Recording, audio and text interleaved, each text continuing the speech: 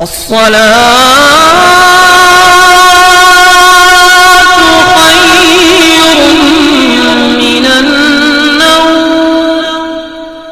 علیکم ورحمۃ اللہ وبرکاتہ۔ انشاءاللہ تعالی آج اس واقعے میں ہمارے اور آپ کے پیارے آقا حضور نبی کریم صلی اللہ علیہ وسلم کی والد محترم یعنی آپ کے ابا جان کی کیسے شادی ہوئی ہے اور آپ کے ابا جان کی شادی میں کون کون باراتی تھے، اور اس کے بعد انشاءاللہ تعالی اسی میں پھر حضرت عبداللہ یعنی ہمارے اور آپ کے پیارے آقا کے والد کا انتقال کیوں ہوا، ہمارے نبی کو اللہ رب العزت نے یتیم کیوں کیا، یہ پوری انشاءاللہ تعالی اس واقعے میں، اس تقریر میں، اس بیان میں سماعت کریں گے۔ دل کی گہرائیوں کے ساتھ سنیں اور آگے شیئر کریں انشاءاللہ تعالی، تاکہ ہر انسان اس کو سن لے اور انشاءاللہ تعالی ایمان تازہ ہو جائے۔ چینل کو سبسکرائب ضرور کر دینا۔ سنتے ہیں انشاءاللہ تعالی واقعہ۔ صحیح، سبحان اللہ۔ حضرت عبداللہ دولہا بنے ہوئے بیٹھے ہیں، دولہا آج بھی بنتے ہیں اور صبح کل قیامت تک بنتے رہیں گے، لیکن جب میرے نبی کے والد محترم دولہا بنے ہوئے بیٹھے تھے تو حضرت جبریل امین نے عرض کیا تھا، اے مولا آج میرا یہ دل چاہتا ہے کہ میں تیرے رسول کے والد محترم و مکرم کا باراتی بن جاؤں۔ کیا بات ہے، سبحان اللہ۔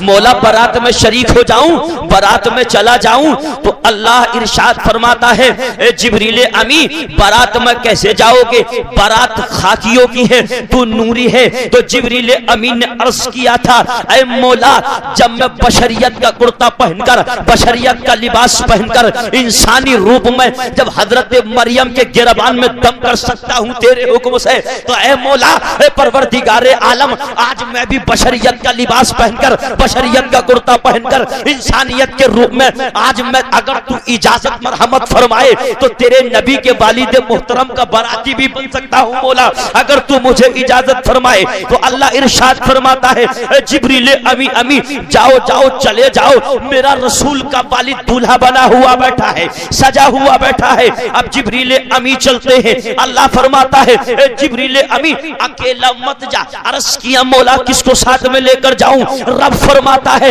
اسرافیل کو ساتھ میں لے لو، میکائیل کو بھی ساتھ میں لے لو، اسرائیل کو بھی ساتھ میں لے لو، ان چاروں مقرب فرشتوں کو ساتھ میں لے لو۔ یہ چلے رسول کے والد کی بارات کرنے کے لیے، یہ چلے رسول کے والد محترم کے والد کی بارات کرنے کے لیے۔ اسرائیل نے عرض کیا، اے مولا میں قابض الارواح ہوں، انسانوں کی روح قبض کیا کرتا ہوں، جب انسان بارات میں جاتا ہے تو ٹائم بھی لگ جاتا ہے، دیر بھی ہو جاتی ہے، اتنے لمحوں کے اندر جس انسان کی روح کو قبض کروں گا اس ڈیوٹی کو کون انجام دے گا، اس ڈیوٹی کو کون انجام دے گا، اس کی روح کو کون قبض کرے گا؟ تو رب ارشاد فرماتا ہے، اے اسرائیل سنو سنو، آج یہ غم کرنے والی رات نہیں، آج کسی کو غم پہنچانے والی رات نہیں، بلکہ آج تو یہ خوشی والی رات ہے۔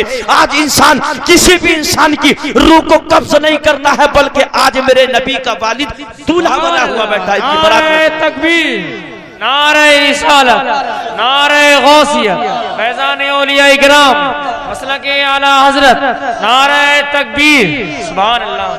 یہ وہ نبی کے والد محترم توجہ ہے، حضرت آمنہ رضی اللہ تعالی عنہا ان کے نکاح میں آ گئی، نکاح میں آ گئی۔ اب میرے نبی کا نور جو عبداللہ کی پیشانی میں جگمگا رہا تھا، وہ نور حضرت عبداللہ کی پیشانی سے منتقل ہو کر وہ حضرت آمنہ کے شکم مبارک میں پہنچ گیا۔ کہیے سبحان اللہ۔ جب حضرت آمنہ کے شکم مبارک میں پہنچا، چھٹا مہینہ ہے، حضرت عبد المطلب نے اپنے بیٹے عبداللہ سے ارشاد فرمایا، بیٹا عبداللہ، عرض کیا والد محترم حاضر ہوں۔ کہا بیٹا یہ بتاؤ، جب کسی کے یہاں پہلے بچے کی ولادت ہوتی ہے تو وہ خوشی کیسے کرتا ہے، خوشی کیسے مناتا ہے؟ عرض کیا والد محترم، وہ اپنی حیثیت کے مطابق मिठाई भी तकसीम करता है, फ्रूट भी तकसीम करता है, लोगों को दावत आम करके भी खिलाता है, बिरयानी भी खिलाता है, बेहतरीन से बेहतरीन खाना भी खिलाता है। हजरत अब्दुल मुत्तलिब फरमाते हैं, ए बेटा, हमारे पोते की विलादत का वक्त अन करीब है, जाओ मक्के से मुल्क शाम में काफिला जा रहा है और बच्चे की पैदाइश से पहले पहले जाकर तुम वहां से बेहतरीन फल खरीद कर लाओ, खजूरें खरीद कर लाओ, ताकि हमारे घर जो बच्चा पैदा होगा हम उस बच्चे की आमद की खुशी में, उस बच्चे की पैदाइश की खुशी में हम मक्के के लोगों को दावत आम करके खिला सके, और लोग पूछें तो कहें हम इस बेटे की पैदाइश की खुशी में दावत आम करके खिला रहे हैं। अर्ज किया, वालिद मोहतरम ठीक है। हजरत अब्दुल्ला काफिले वालों के साथ मक्के से मुल्क शाम पहुंचे, बेहतरीन से बेहतरीन फल खरीदे, खजूरें खरीदी। जब वहां से वापस हुए तो कसम खुदा की तारीख ये बताती है कि आप मदीना शरीफ आए, चूंकि हजरत अब्दुल्ला का ननिहाल जो था वो मदीने का था। सुभान अल्लाह, बेशक सुभान अल्लाह, सुभान अल्लाह, सुभान अल्लाह। आपकी दादी हजरत उम्मे सलमा कहाँ की थी? मदीने की। जब ननिहाल में आए तो आपकी तबीयत खराब हो गई। तवज्जो है बात पर, तकरीर नहीं है साहब अभी मेरी। जब तबीयत खराब हो गई, 1 महीना मुसलसल लगातार इलाज किया, लेकिन ठीक नहीं हो पाए। कौन? हुजूर के वालिद। जब ठीक नहीं हो पाए, 1 महीने के बाद आपका विसाल हो जाता है, आपको वहीं पर सुपुर्दे खाक कर दिया जाता है। वो काफिला जो मक्के से मुल्क शाम गया था, वो जब मक्का लौटकर वापस आया, हजरत अब्दुल मुत्तलिब ने इरशाद फरमाया, एक काफिले वालों, मेरा बेटा अब्दुल्ला कहाँ है? अर्ज किया, ए अब्दुल सरदारे मक्का अब्दुल मुत्तलिब, वो अब्दुल्ला मुल्क शाम से मदीना हमारे साथ आए, लेकिन वहां उनकी तबीयत खराब हो गई, वहीं उनका विसाल हो चुका है। हजरत अब्दुल मुत्तलिब ने जब ये सुना तो कसम खुदा की उनकी आंखों से आंसू जारी हो जाते हैं। हजरत आमना ने सुना, उनकी आंखों से अश्क जारी हो जाते हैं। कौन सी ऐसी दुनिया के अंदर औरत होगी जो पहले बच्चे की विलादत से पहले उसके शोहर का सुहाग उजड़ जाए, उसका शोहर आगोश से कब्र हो जाए, उसका शोहर कब्रिस्तान में मदफून हो जाए। हजरत आमना की आंखों से अश्क जारी होते हैं। हजरत अल्लामा इब्न जोजी अलैहि रहमा फरमाते हैं, इधर मक्के की सरजमीन पर हजरत आमना की आंखों से आंसू निकले, कसम खुदा की, तो जन्नत के अंदर हूरें रोने लगती हैं, आसमानों के अंदर फरिश्ते रोने लगते हैं, पहाड़ों के अंदर जिन्नात रोने लगते हैं, दरियाओं के अंदर मछलियां रोने लगती हैं, चरिंदों परिंद रो रहे थे, आसमानी फरिश्ते रो रहे थे, जन्नत की हूरें रो रही थी। रब इरशाद फरमाता है, जन्नत की हूरों तुम्हें क्या हो गया? आसमानी फरिश्तों तुम्हें क्या हो गया? दरियाओं की मछलियां तुम क्यों रोते हो? कायनात के जर्रा जर्रा तुम रोते क्यों हो? तो सारी कायनात की एक आवाज थी, अर्ज कर रही थी, ए मौला, ए परवरदिगारे आलम, अभी तेरा रसूल दुनिया में जलवगर नहीं हुआ, तेरा पैगंबर दुनिया में पहुंचा नहीं, तेरा हबीब दुनिया में पहुंचा नहीं, और उस पैगंबर को तूने दुनिया में पहुंचने से पहले पहले यतीम कर दिया है। तो रब इरशाद फरमाता है, अना वलीयुहु, अना हाफिजुहु, अना नासिरुहु, मैं जिसका मौला बन जाऊं, मैं जिसका मददगार बन जाऊं, मैं जिसका हाफिज और नासिर बन जाऊं, उसको कोई डर है, उसको कोई खौफ है, उसको कोई खतरा है? तो सारी कायनात ने अर्ज किया था, ए मौला, उसको कोई डर नहीं, उसको कोई खौफ नहीं, उसको कोई खतरा नहीं। तो रब फरमाता है, जितना प्यार मुझे अपने नबी से है, उतना प्यार उसके बाप अब्दुल्ला को भी नहीं होगा। सुभान अल्लाह, बेशक सुभान अल्लाह, सुभान अल्लाह, सुभान अल्लाह। तुम फिक्र क्यों करते हो? मायूस क्यों होते हो? उतनी मोहब्बत तो उसकी मां आमना को भी नहीं है जितना मुझे अपने नबी से प्यार है। बेशक सुभान अल्लाह। क्या परवरदिगार, नबी तो बहुत आए, लेकिन किसी को तूने यतीम नहीं किया, इस मोहम्मद रसूलुल्लाह को यतीम क्यों कर दिया? अल्लाह इरशाद फरमाता है, तवज्जो है, कि मेरे फरिश्तों, ये तुम नहीं जानते। तवज्जो है मेरी बात पर? बेशक। सरकार को यतीम करने की 3 हिकमतें हैं। क्या? आइए 3 हिकमतें निकलती हैं, अल्लाह पाक ने सरकार को यतीम क्यों किया।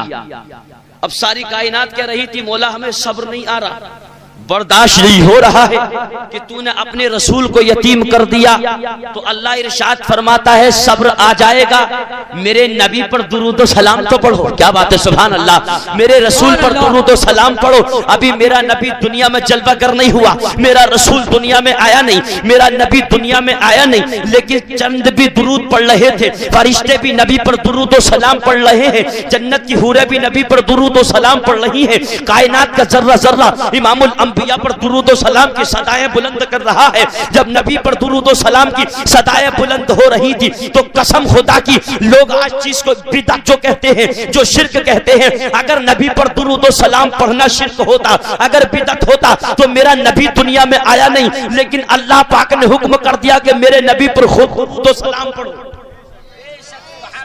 سبحان اللہ، بے شک سبحان اللہ، سبحان اللہ۔ آئیے، کیا حکمت ہے سرکار کو یتیم کرنے کی؟ 3۔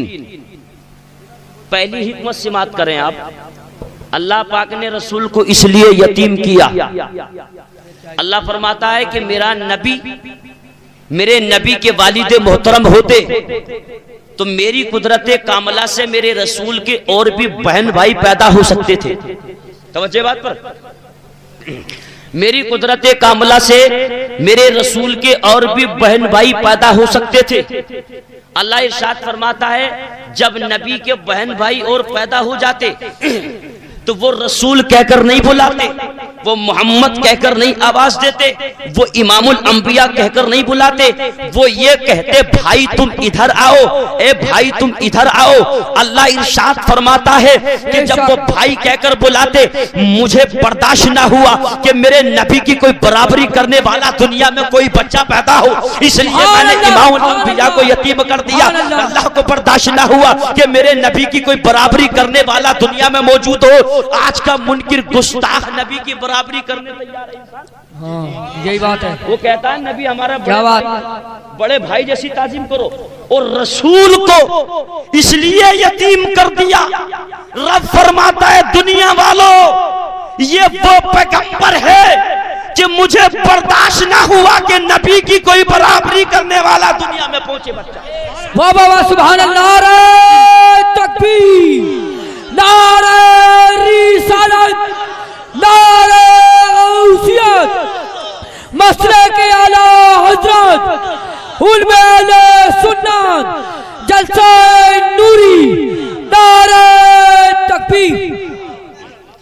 دیکھیے ماں کے پیٹ سے توجہ کریں گے تو فیل بھائی کے یہاں لڑکا پیدا ہوا، ٹھیک، توجہ ہے، اس خوشی میں یہ پروگرام ہے۔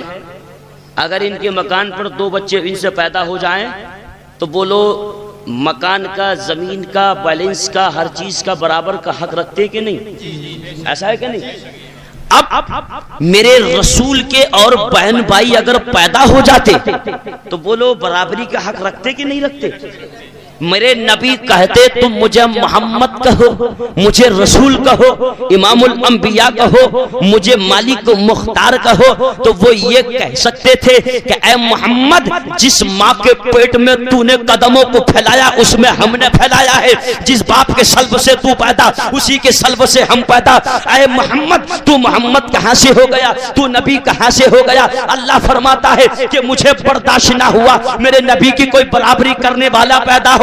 پہلی حکمت۔ اب رسول دیکھیے تاریخوں سے پتا چلتا ہے کہ دوسری حکمت آپ کی سماعتوں کے حوالے کروں، اللہ نے رسول کو اس لیے یتیم کیا۔ اللہ فرماتا ہے کہ میدان محشر میں جب قیامت کے دن حضرت آدم سے لے کر حضرت عیسیٰ علیہ السلام تک سارے انبیاء کرام عرفات کے میدان میں موجود ہوتے، اور قسم خدا کی میرے رسول مکرم صلی اللہ علیہ وسلم کو جب اس دربار میں پیش کیا جاتا تو ماں اعلان کر سکتی تھی، باپ دعویٰ کر سکتا تھا، دادا اعلان کر سکتا تھا، اے مولا پروردگار عالم ہم نے تیرے رسول کو پال کے، تیرے رسول کی پرورش کر کے، تیرے رسول کے ناز نخرے اٹھا کے ہم نے تیرے رسول پر احسان کیا ہے۔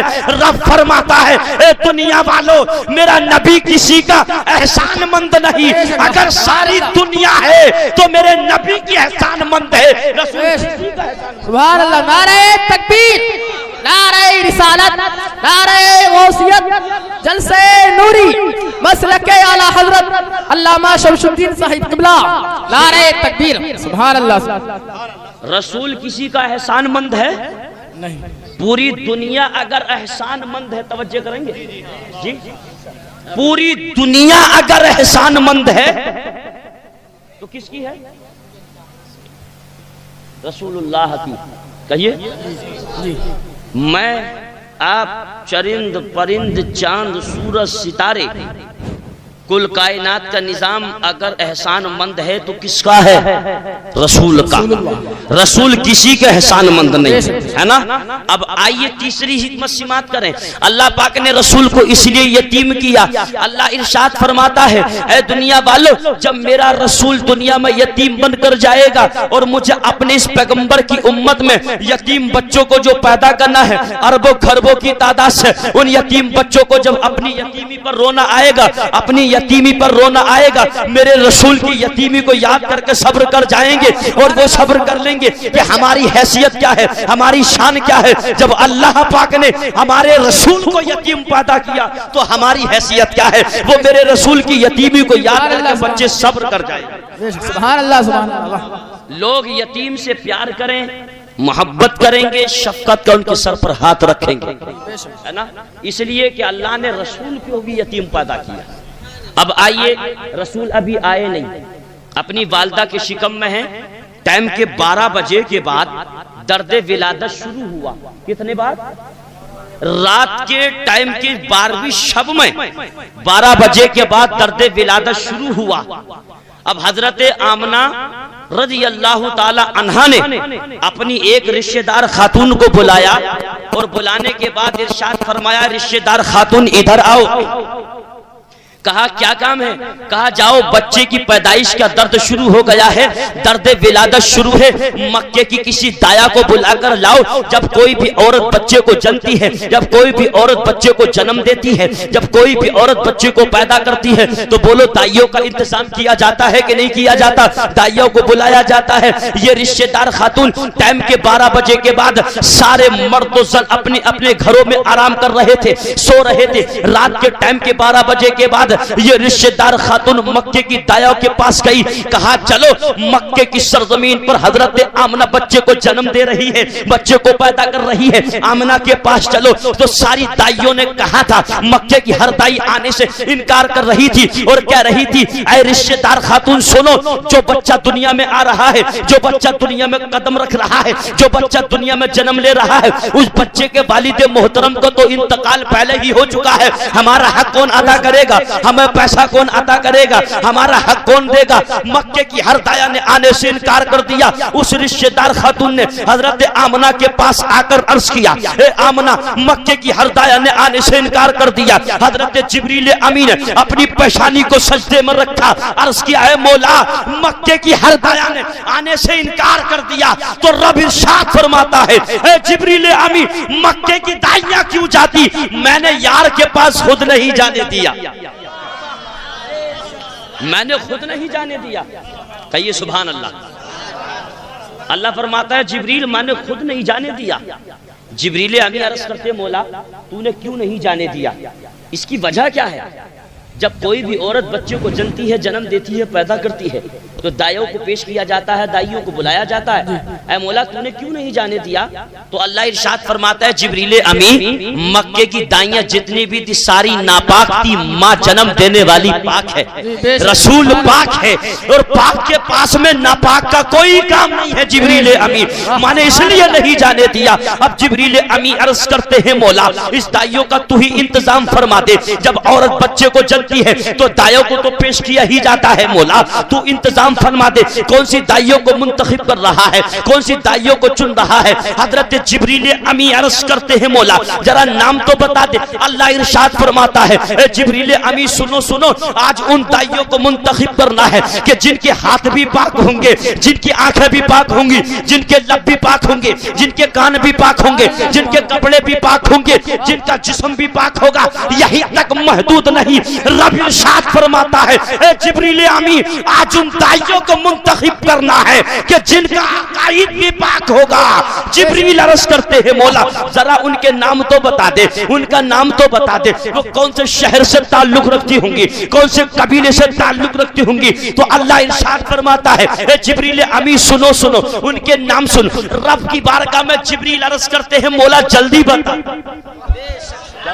बेशक बेशक, सुभान अल्लाह सुभान अल्लाह। बेशक इरशाद फरमाता है, तवज्जो है, अल्लाह इरशाद फरमाता है, ए जिब्रील अमी सुनो सुनो, पहली दाई का नाम बताऊं। अर्ज करते हैं, मौला जल्दी बता। अल्लाह इरशाद फरमाता है, पहली दाई हजरत हव्वा को बुलाकर लाओ, दूसरी दाई हजरत मरियम को बुलाकर लाओ, तीसरी दाई हजरत हाजरा को बुलाकर लाओ, चौथी दाई हजरत आसिया को बुलाकर लाओ। जिब्रील अमी ने अर्ज किया, मौला हजरत हव्वा आदम की बीबी, औलाद आदम की माँ है, हजरत मरियम ईसा रूहुल्लाह की वालदा है, हजरत हाजरा इस्माइल ज़बीहुल्लाह की वालदा है, हजरत आसिया मूसा कलीमुल्लाह की वालदा है। ऐ मौला ये तो नबियों की माएँ हैं। तो रब इरशाद फरमाता है, ऐ जिब्रील आमी तूने ये तो देख लिया कि ये नबियों की माएँ हैं, लेकिन तूने ये नहीं देखा कि पैदा होने वाला भी तो इमामुल अंबिया है, पैदा होने वाला भी तो मालिक व मुख्तार है, पैदा होने वाला भी तो कायनात।